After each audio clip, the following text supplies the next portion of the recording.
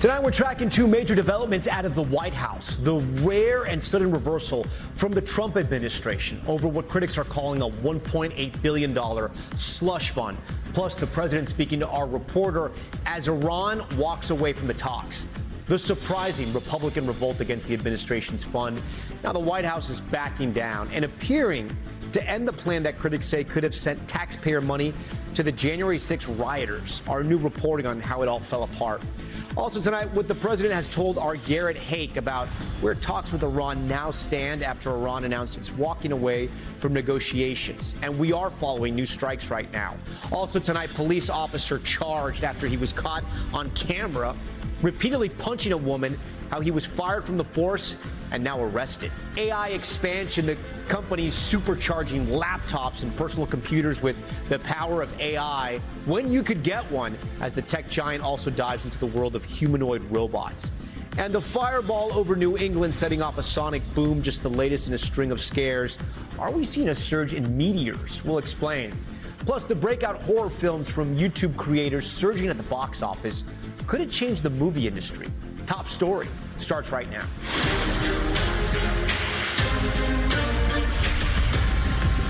And good evening. Tonight, a $1.8 billion fund at the center of a rare and sudden reversal from the White House. President Trump appearing to change course amid growing Republican outrage.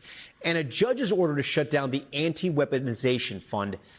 Those $1.8 billion were set to go to allies of President Trump, who say they were unfairly prosecuted by the Biden administration. But the move drew pushback from both sides of the aisle as fear mounted it would pay out January 6 rioters.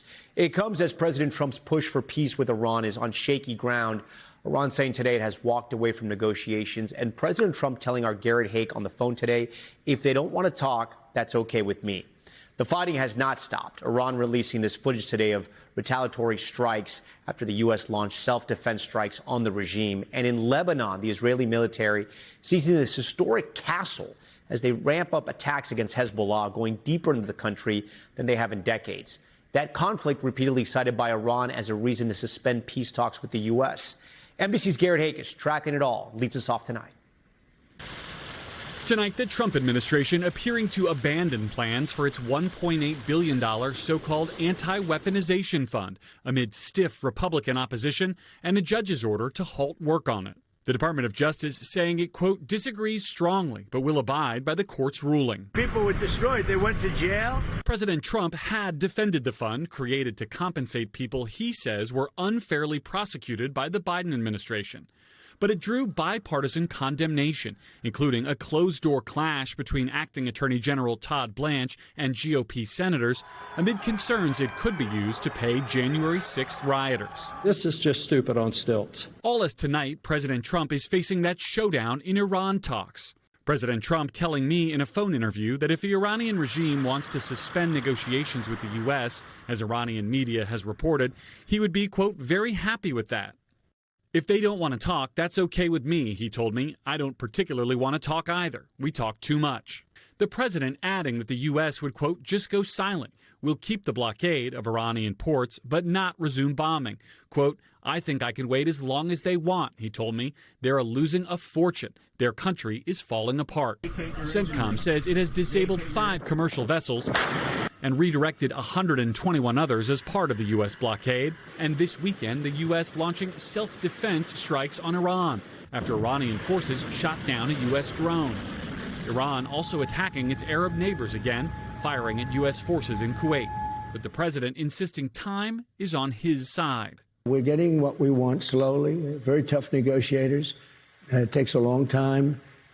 I'm in no hurry. I'd like to say I'm in a hurry. All right, with that, Garrett Haake joins us tonight from the White House. Garrett, if you're sort of watching everything and reading everything that's coming out of the White House, there seems to be some mixed messaging. I know you have some new reporting on this. Yeah, it's been a confusing day here, Tom. Just a few hours after our conversation, the president posted that talks with Iran are, quote, continuing at a rapid pace. There's also been contradictory messages on Lebanon. The president said he spoke with Israeli Prime Minister Netanyahu and representatives of Hezbollah, who he says agreed to end combat there. But Netanyahu said after their call that the IDF will still respond to attacks and operate as planned. It's sort of a key sub-story related to the overall ceasefire, Tom, and there's There's a lot of conflicting information about what exactly is going on there tonight. All right, Garrett Hake leading us off. Garrett, we thank you for that. You may have seen this next story on your social media feed. It's the viral doorbell cam video sparking protest in North Carolina. A police officer seen on camera repeatedly punching a woman. Now, he's been fired and charged with assault. We want to warn you some of the images you're about to see are graphic. George Solis tonight with the video and the latest in the investigation. Tonight, the former North Carolina police officer, caught on camera repeatedly punching a woman, has been charged with assault. This doorbell video shows the moment that officer, now identified as 22-year-old Carson Hyder, pushes 34-year-old Cherie Moore to the ground before unleashing a barrage of punches. In the house, what are you doing? As he strikes her, a second officer can be seen running into the frame to intervene. Let go! Let go! I got it. Moore is eventually placed in handcuffs and can be heard asking for mental health care and pleading for officers to call her father. I'm not on my medication. Call my daddy. It's unclear what happened in the moments leading up to the encounter, which happened just outside Charlotte. Her family telling us this photo shows Moore's bloodied face. According to court documents obtained by NBC News, Moore was arrested for breaking or entering, resisting arrest, and assaulting a government official, accused of grabbing and ripping Hyder's uniform. The resisting arrest and assault charges have been dropped. Hyder was fired over the weekend after video of the arrest went viral. The police chief saying officers were conducting a criminal investigation in the area when they encountered a suspicious female. The actions taken by one of our officers during that encounter are disturbing and inappropriate. Hyder turned himself in this morning and was later released on bond. Records reviewed by NBC News show Moore and Hyder have a history. Just last year, Moore pled guilty to resisting arrest in a separate case that also involved Hyder.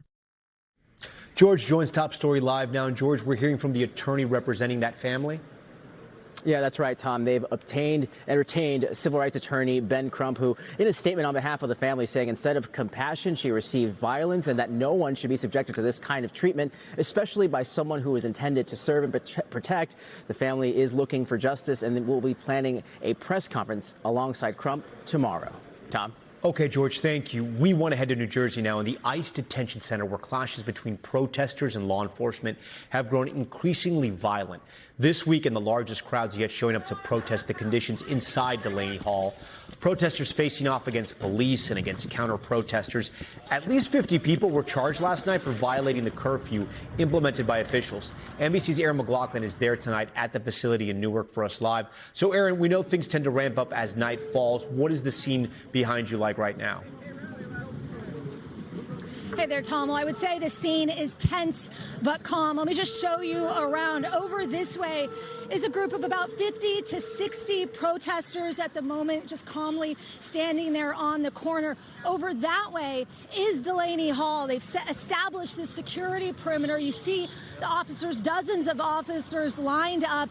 The hall is so far away, you can barely see the hall itself. It's an indication of the precautions that our authorities are taking in anticipation of more violence tonight. And just over that way is a sewage treatment plant. And I can tell you, this area right now, Tom, smells like a sewage treatment plant. It is very clear from the signals that state officials are sending they do not want these protesters staying here, especially past the 9 p.m. curfew. They do not want to see the kinds of scenes that played out over the weekend. Violent clashes between police officers and protesters.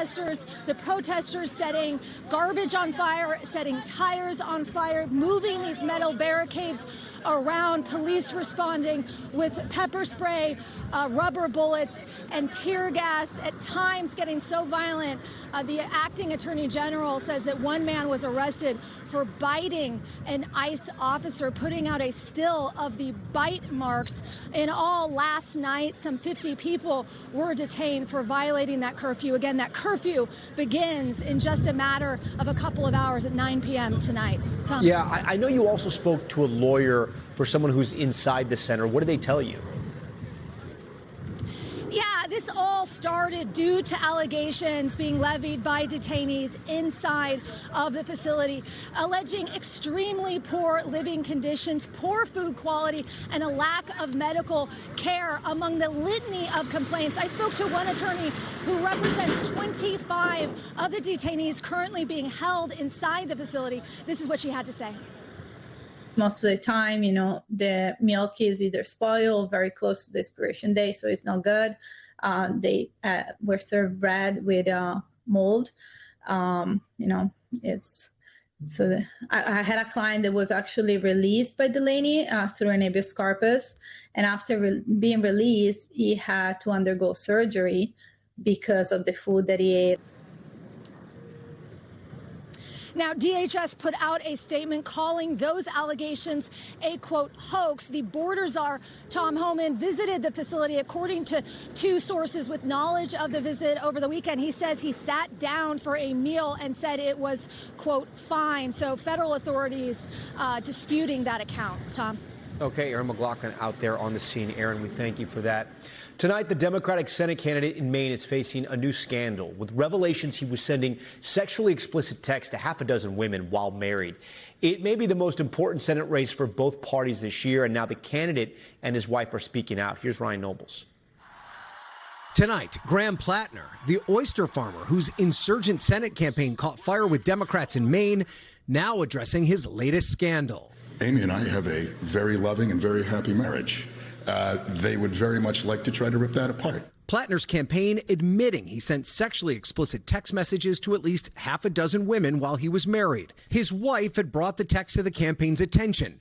Their existence was leaked to the media by a former staffer. I find it really shameful that there's a group of media outlets and people who are willing to spread gossip. The sexting scandal, the latest controversy for Plattner, who's running against longtime GOP Senator Susan Collins. There's a series of Plattner's inflammatory past social media posts, including where he blamed victims for rape and said a Purple Heart veteran who was shot by the Taliban didn't deserve to live. I can't tell you the number of veterans who have contacted us to say how deeply offended they were by Plattner's comments. And then there's the tattoo Plattner acquired during his time in the military that resembles a Nazi SS symbol.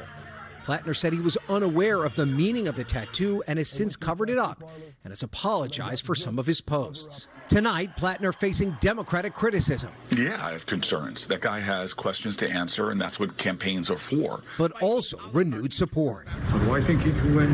Absolutely. And we desperately need somebody like him here in the U.S. Senate. Okay, Ryan Nobles joins us tonight from Capitol Hill. And Ryan, how real of a chance does Plattner have of winning this seat, and how much of a chance maybe did he have before?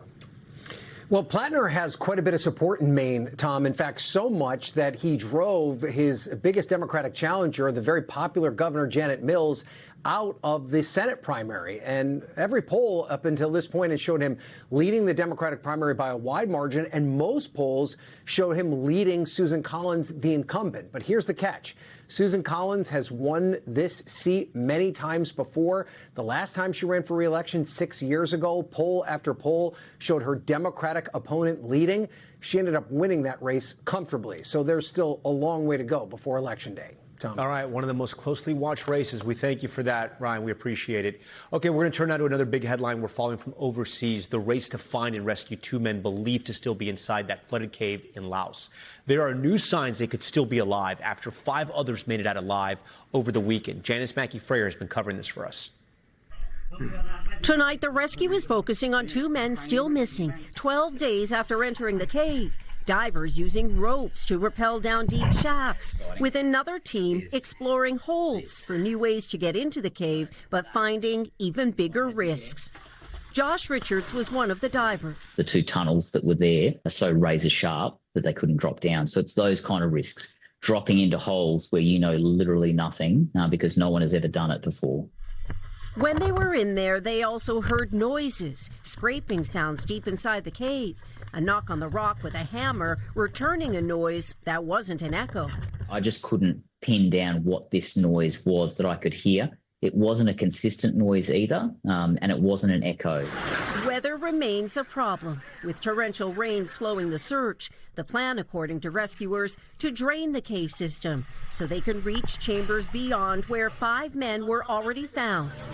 Lower water levels inside over the weekend allowed 4 of them to crawl out over 800 feet on their own a day after the first survivor was freed by divers.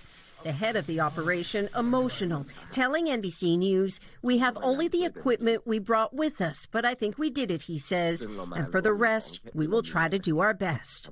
The world watching the expanding search for 2 men and ideally a new path to find them.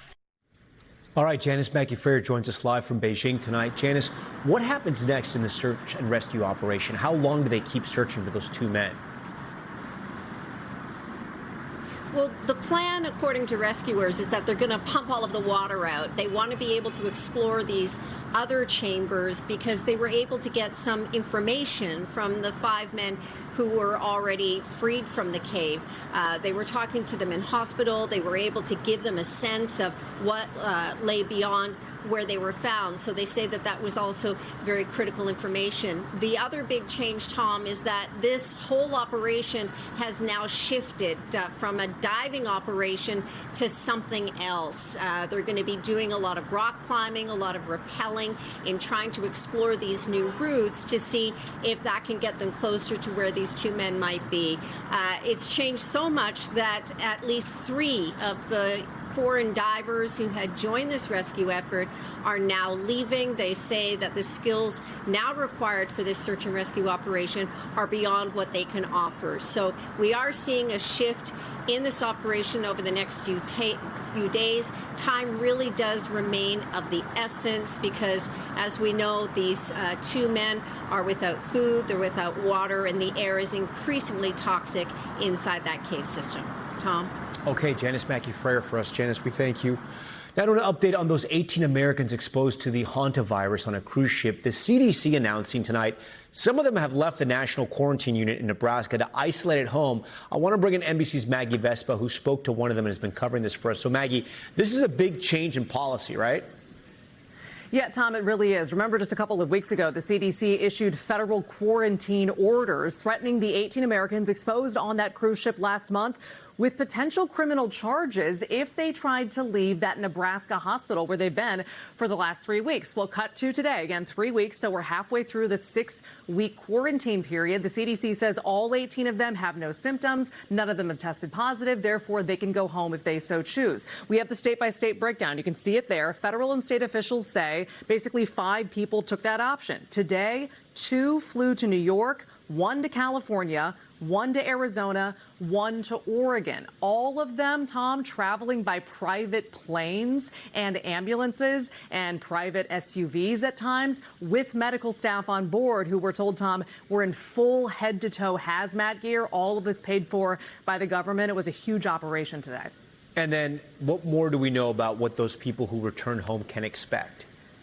Yeah, so they're basically under the authority of the state, whatever state they're in at this point. We talked to one man. He's a 30-year-old New Yorker living in New York State and now quarantining in New York State. And he showed us his quarantine order that we got. If we can pull that up, you can see some of the stipulations and specific instructions that he got. Among them, you have to remain alone in your residence. You can go outside on your property only if you can avoid having contact with others. Deliveries, like food and stuff, that has to be left outside the front door.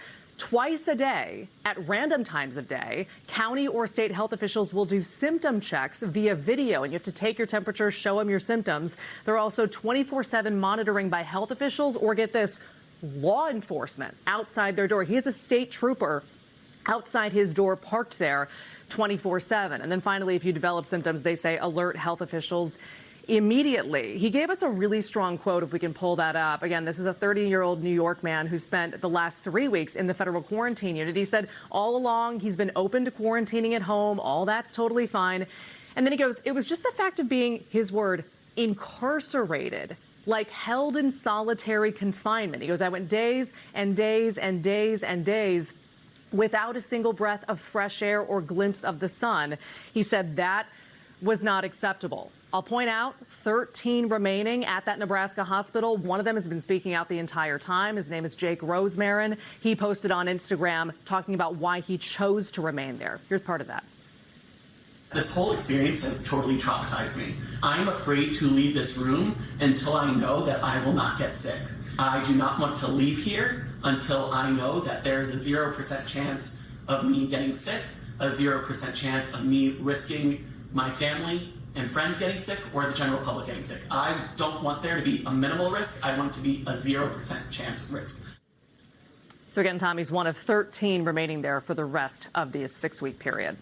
Okay, Maggie Vespa for us tonight. Maggie, we thank you for staying on top of that one. Still ahead on top stories, Sabrina Carpenter's desperate plea. Have you heard about this one? A man allegedly showed up to her home numerous times. The legal action she's now trying to take against that alleged stalker.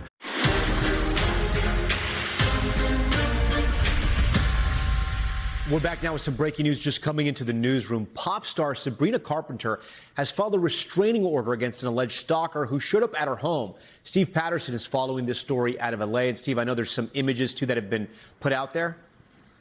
There have been, yeah, a lot of this just coming into our newsroom, as mentioned, Tom, including the fact that a judge granting a temporary restraining order to Sabrina Carpenter, the pop singer, against 31-year-old William Applegate. This is the guy, allegedly, that you're going to see on your screen in this doorbell camera. That's because he is accused of, on May 23rd, going to the pop singer's home through trespassing through a neighbor's yard, trying to go in through the front door, allegedly grabbing the door handle, forcefully trying to go inside of her home. Then a security team comes out, confronts the man. Applegate says that he presents himself like he knows Carpenter, that he is going to meet her. They try to turn him away forcefully, but he won't leave the premises until the police are called. He's then escorted off the property, comes back the next day on May 24th, where the same pattern emerges. He's confronted by that security team, leaves the premises, then comes back even again the next day on the 25th, where he's then escorted away by police once again. We're reading some of these documents. One says that, according to Carpenter, the approach was deliberate, calculated, aggressive, which is deeply alarming. Another excerpt says that she is in genuine fear for her personal safety at the time of the incident and continues to fear for her safety to this day. Again, that temporary restraining order was granted. There will be another hearing to find out if that restraining order, which is temporary, will be made permanent. Tom?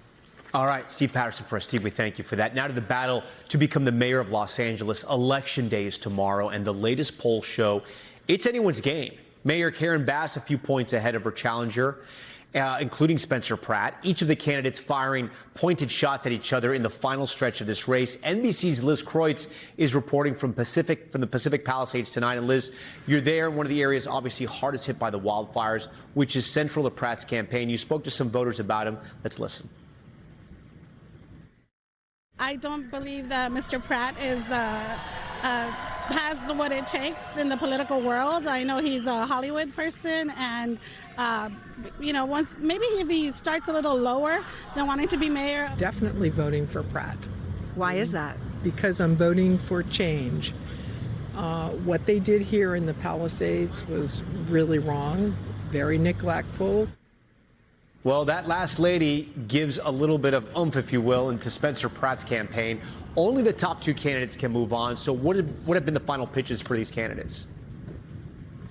Yeah, hey, Tom. Well, both Spencer Pratt and Nithya Raman, who is the progressive challenger in this race, have been casting themselves in these final days as the candidate for change, the alternative to the incumbent mayor Karen Bass, who has an approval rating, according to a poll from a couple months ago, of just 24%.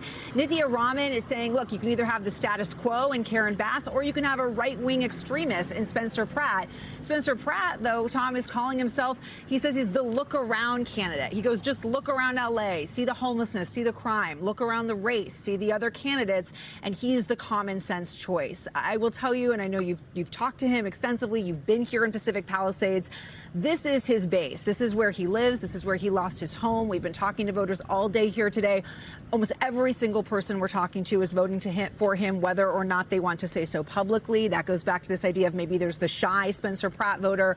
The big question is whether or not he's going to be able to expand his coalition beyond the west side of LA. And actually, I was out yesterday at a campaign event he had in the eastern part of the city in a heavily Latino neighborhood. So he is certainly reaching out. The big question is, will he be able to do it, Tom? And Liz, just because people who may not be familiar with LA, you're in the Pacific Palisades. Not all of it burned to the ground, as we can see behind you. But there's a lot of it that has burned and a lot of it that has not been rebuilt. Exactly. Right behind me is the Disaster Recovery Center, right next to where people are voting. But where I'm looking here to my right is a building that burned down. All around this community, as you know, there are homes that are either still just flat rubble or being built. But the problem here, and a big issue of this campaign, has been that people feel like the mayor mismanaged the initial response to the fire, mismanaged the recovery. They feel like there is a slow rebuild process, and that has become a central issue in this race, along with issues of crime, homelessness, and also the issue of Hollywood. There's been a big decline in jobs and production here in Hollywood, and that's also a central part of this race. All issues that Spencer Pratt has really made the key hallmark part of his campaign that a lot of people are resonating with, whether or not they want to vote for him. It's going to be such a big election tomorrow. We can't wait to watch your coverage. Liz, we thank you for that. Now to Top Stories news feed, starting with an appeals court ruling that transgender troops can remain in the U.S. military. The majority opinion by a 3-judge panel ruling that the Pentagon's order to exclude transgender troops from military service likely violates their constitutional rights. However, the military can still block transgender people from enlisting. The administration is expected to appeal that decision. And a stunning underground discovery near the U.S.-Mexico border. Federal agents uncovering an 869-foot tunnel roughly 3 football fields long, connecting Tijuana with the San Diego border. Mexican officials say the tunnel was likely a hub for weapons and drug trafficking. And Hawaii's Kilauea volcano erupting in a fiery display. Video shows lava just spewing from the volcano on Hawaii's Big Island. Officials warning those nearby to be careful of ash and other volcanic debris. Kilauea has been experiencing intermittent eruptions, as you know, since December of 2024. Now to the growing mysteries up in the air since the start of the year. A string of dramatic fireballs and meteors have lit up the skies, including one in New England this weekend. We've told you about so many of them on the broadcast, and it had us wondering, have there been more of these incidents than usual? And what is NASA doing? What are they looking at? Stephen Romo takes a closer look. Fireballs lighting up the sky. Whoa! Sonic booms rattling homes. Animals sent scurrying. And one meteorite crashing through a roof. Boom! Boom. The latest came over the weekend. A 5-foot meteor exploding above Massachusetts, with a boom heard across the region. Here in New England, that's pretty insane. Mike Hankey of the American Meteor Society has been tracking it all. When we observe daytime fireballs, they're kind of special, okay? They get people excited. They often have the booms. They have to outshine the sun. In Ohio, a meteor blazed across the sky in March and a sonic boom followed. That month in Houston, reports poured in of a bright fireball and a loud blast. Later, a homeowner found a meteorite had punched into her house. That's where it came in at.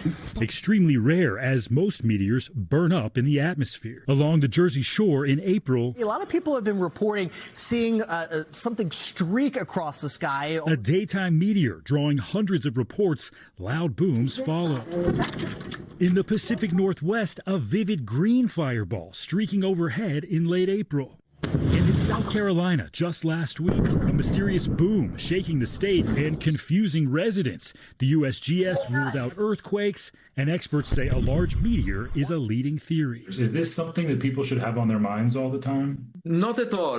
Most of them are associated with objects that completely burn up in the atmosphere. But is there an uptick in these events? There was a big uptick, a noticeable uptick. It came on quickly and it turned off quickly. Hankey saying March alone had more than double the average meteor reports, but that spike ended this spring. The latest flurry we've seen, he says, is anomalous. As we watch these jaw-dropping videos, scientists say they are glued to the data. All right, Stephen Romo joins us. So, Stephen, is there anything to this uptick? I mean, what are they saying? Yeah, it's really sort of alarming to learn that NASA is not tracking things nearly as much as I thought they were. Even that one over Boston that was 5 feet around, yeah, they weren't keeping a close eye on that because there's just too many things that are zipping around space right now. It's really got to be the size of a football field before they can actually keep a good track on it. But they do say there's really nothing we can do about it here on Earth, but they are tracking those large, dangerous ones, and they do have an eye on that. Incredible the sound and the force, even from that 5-foot object, how much it can do. Thanks so much, Stephen, for looking into that. Just ahead, the push to get high-powered AI chips into laptops and into your home, how NVIDIA is doing it. We're back now with Top Stories Global Watch, and we're starting with massive clashes between police and thousands of ultra-Orthodox demonstrators in Israel protesting mandatory military enlistment. Israel's police said demonstrators blocked major intersections and officers using horses and water cannons to try to disperse the crowds. The clash is coming amid threats to long-held military service exemptions for ultra-Orthodox Jews. Progressive political commentators Hassan Piker and Cenk Uygur have been barred from entering the UK to speak at public events. Uygur co-hosts the YouTube series The Young Turks, and his nephew broadcast commentary on the video platform Twitch. They said they've been blocked because of their views on Israel. The British Interior Ministry said their travel authorization has been canceled because their presence in the UK may not be conducive to the public good. Now to new moves in the AI tech world that could be a game changer. NVIDIA unveiling its first computers designed specifically to be powered by AI agents or assistants. The PCs will be as light as 3 pounds and as slim as 14 millimeters, thinner than most pens, and run by NVIDIA's new RTX Smart AI computer chip, lauded as the most efficient ever built. They'll be sold at a premium price point. The target audience, creators, AI developers, and gamers. Joining me now to discuss this is NBC News' chief technology analyst, Joanna Stern. Joanna, always great to see you. So what makes NVIDIA's new computers different than what's already out there? Well, the biggest one is that NVIDIA hasn't made computer chips like this for a consumer market ever. And so that is a big, big deal. They have made chips for the gaming side. They've made graphics processors. Now this is NVIDIA saying, hey, we want to help make the whole stack, and we're teaming up with Microsoft to give a full AI PC experience. What they believe, or what Jensen Huang said in Taipei when he announced these, a reinvention of the personal computer. And as you mentioned, the point of these is to be able to use AI right on the device. So instead of only going out to the cloud to connect to the internet to use AI, more of this will happen locally on the PC. So if I'm 5 years old, explain this to me. Does it mean it's just faster? The AI is just instant when you ask for it? Well, that, and you might experience that, but the big thing is that you might not be using as much data center processing power, right? So everything that's now done through AI is going out and it's doing a complicated process called inference, and it's going out to the data center to deal with your query or your chatbot, whatever you've put in, whatever you, Tom, have asked the chatbot to explain to you as a 5-year-old. So that's how it works right now. But what they might do with these NVIDIA PCs is be able to say, actually, the model is going to run right on the computer. We don't need the internet connection to give you that answer or to do various tasks that the agent might do on your behalf. All right, you mentioned another key phrase there, the AI agent. What's the difference between an AI agent and an AI chatbot? Great question. I can really explain this to you as a 5-year-old. An AI chatbot answers a question. You put in the query and you get an answer back. An AI agent takes multiple steps to do something you've asked it to. So you might ask it, hey, do my school shopping for my kids, do my food shopping for the house. It can go out to the web, take those multi-step process for you, and maybe even pay for you. That's incredible. So when will this be available, and how much, do you have any idea yet how much it's going to cost for this computer? They haven't released prices yet on these devices. They said they have many partners. So NVIDIA is going to be teaming up with Dell and many other kinds of computer makers like HP or Lenovo. They're going to be selling these in the fall of 2026, and probably more around holiday timeframe. So these new PCs are just one of the latest headlines from NVIDIA. They're also diving into physical AI, right? Developing tech to power humanoid robots and autonomous vehicles. Big picture, are we unlocking sort of a new era of AI innovation and direct consumer access? And is NVIDIA diversifying? No, NVIDIA's been a big player in this space already. They've already had a lot of self-driving computing and graphics process units in these cars. They've been having them more and more in these humanoid robots. That was one of the big announcements today. They're teaming up with one of the Chinese makers of humanoid robots named Unitree. So this is a big place that NVIDIA's already played in. What they're announcing now is just more progress, better chips to do this, better platforms to do this.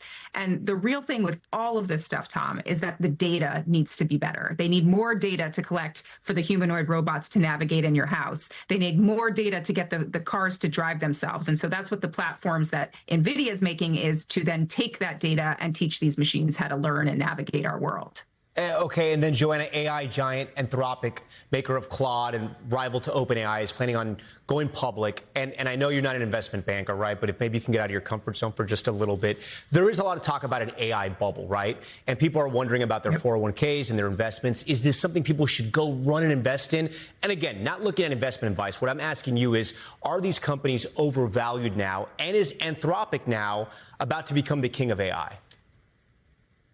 Well, look, Anthropic has been one that has been consistently very much watching their checkbook and really focusing on being profitable. Now, they're not fully profitable, but they have shown that they have quite a bit of revenue and that they're working towards that, and that that they're likely in a better spot than OpenAI. And so these two companies have sort of been they're the most fierce competitors in the AI space, but we're going to be watching for both of these IPOs as which one has the better books and which have the better future going forward with the models that they have. All right, Joanna Stern, my 5-year-old self thanks you. We thank you for being on Top Story tonight. We are just days away from the NBA Finals. We're going to take a tough turn here from AI to the NBA Finals. But trust me, it's all going to come together with tech. This has been over 2 decades in the making. The San Antonio Spurs taking on the New York Knicks. And the stakes aren't just high for the players. The staggering ticket prices and big potential betting payouts are raising the stakes for fans. So we're here now with our good friend Steve Kornacki at the big board. So, Steve, the big question. What are the odds? Do the Knicks have a chance? What does Vegas think? A rematch 27 years in the making, and Vegas says, honestly, pretty much what it said 27 years ago. This minus 210 means the Spurs are favorites. They're pretty big favorites in this series. The Knicks are the underdogs. That was the setup back in 1999. The Twin Towers of Duncan and Robinson against the Ewing-less Knicks. And, of course, that series did end 4-1 with the Spurs winning the title. It's still going to be a great series. The prediction markets, right? A lot of people are talking about these. You said they haven't changed much. I mean, this is kind of where they're at. How do they see this matchup? Yeah, I mean, again, I think the Knicks, they were 53-29 this season. The Spurs were like 10 games better in the standings. Yeah. I think there's that. There's a question of size with the Knicks here. There's also just size in terms of the money that's being bet here. Right. I mean, month to month, the American Gaming Association came out with a study recently. You're looking at somewhere around $15 billion every month is being bet on sports. And when you get the big events like this, that really drives that number. Yeah, and people are still also betting on things like the most valuable player. I mean, all those great prop bets. Yeah, you could bet anything. Take a look at this. So here's the odds to be the finals MVP here. And I think basically if you're looking at this, first decide which team you think is going to win, because that's where the MVP is going to come from. But obviously the battle of the stars. I mean, look at that division there. Wemby for the Spurs, Brunson for the Knicks. Those are the two shortest prices. And then it's a long shot that it would be anybody else. And, Steve, if you have the opportunity to go to the game, right, talk to me about ticket prices here. I heard a rumor that it's cheaper to actually fly to San Antonio, get a hotel, watch a game there, and fly back and just actually watch at the Garden. Yeah, I think you better hit some of these bets if you want to go to some of these games, because take a look at this. This is just to get in the arena. Cheapest price here in San Antonio, basically $1,000 for game one, a little bit more for game two. You get to MSG, wait, the numbers jump. But what is this? What kind of seat is this? You're in the nosebleed. No, that's like a regular bad seat at the Garden. You want a good seat in the Garden? $4,600? You want a good seat on the ticket market in the Garden right now? How about $181,000 for the best available seat in MSG? I'll give you a deal, though. Yeah. You settle for third row at MSG, a mere $141,000. Wow, $141,000 for third row. There's a lot of money. You're not even next to Kylie Jenner and like Timothy Chalamet. Okay, you're close. All right, Steve. So great to see you. When we come back tonight, the major box office shakeup. The YouTube stars creating 2 hit horror movies. Could it upend the film industry? We are back now with a pair of stunning box office triumphs. Horror hit Backrooms, based on a popular YouTube series, blowing past opening weekend expectations, raking in more than 81 million bucks domestically and making history as the largest ever original horror movie debut. Its 20-year-old director, Kane Parsons, now the youngest to ever open a film at #1 globally. And it comes after the wildly successful opening of another horror sensation, Obsession, also from the mind of a Gen Z YouTuber. It made $148 million worldwide and cost less than $1 million to make. Imagine that investment.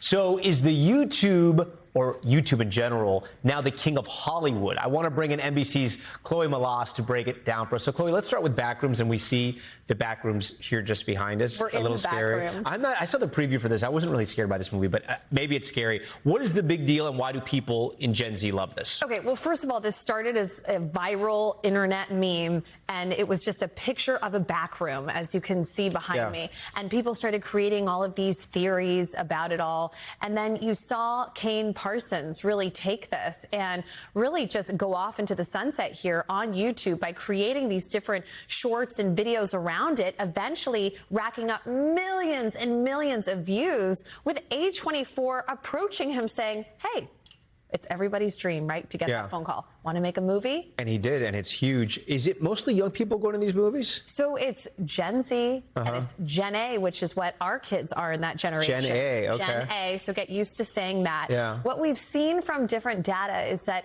there's about a 25 to 30% increase in the last couple of years since the pandemic of this younger generation going to the theater. I think you really just have to look at the COVID-19 pandemic. People were really craving those IRL experiences. That means in real life. Oh, Tom, no, I know. That one I know. And it's about, they want to have that sense of community. It feels old school maybe to us, where I'm like, I love being able to just watch streaming from home. Yeah. But this younger generation, they want this. But then they also have loved these guys from YouTube. These are YouTube creators who have built these massive loyal audiences.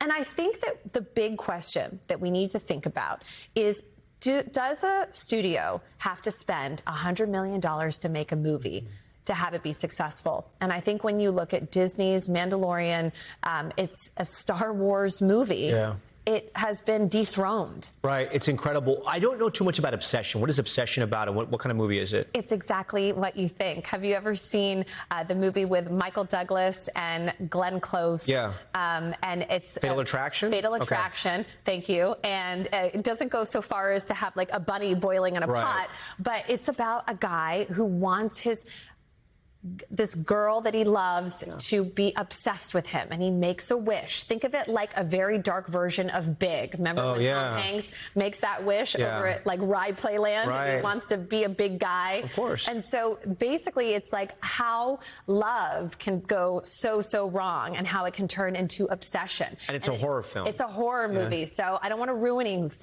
anything for you, but both of these movies are scary and creepy, but they're not like jump scare films like Texas Chainsaw Massacre, where you're going to be like jumping out of your seat, but definitely is going to give you nightmares. Are they R-rated? Are they kind of like not for little kids? Yes, they're not for little kids, but you are seeing teenagers go out in droves. I mean, I remember when I saw Halloween H2O, and I was not 18 years old, and I begged my mom to let me go see a Halloween horror movie. So I think the parents maybe sometimes make exception with the horror movies. But look, these are two directors that potentially could go on to have really big careers. But when you're looking at Curry Barker, he has already inked a deal to be a part of the next remake of Texas Chainsaw Massacre, which is really incredible because he actually credits that film with really what made him fall in love with the horror genre. And he'll bring all those kids into that genre, into that intellectual property as well. We're looking at horror films. I don't know if you're necessarily going to see a successful rom-com come out of the YouTube creator world, but never say never. What if Mr. Beast wants to make a movie? I think all bets are off. It would be so great, right? It'll be like the best movie for the next 5 years. Chloe Malas, always great to have you. We thank you so much. That does it for us. Thanks so much for watching Top Story. I'm Tom Llamas in New York. Stay right there. More news on the way.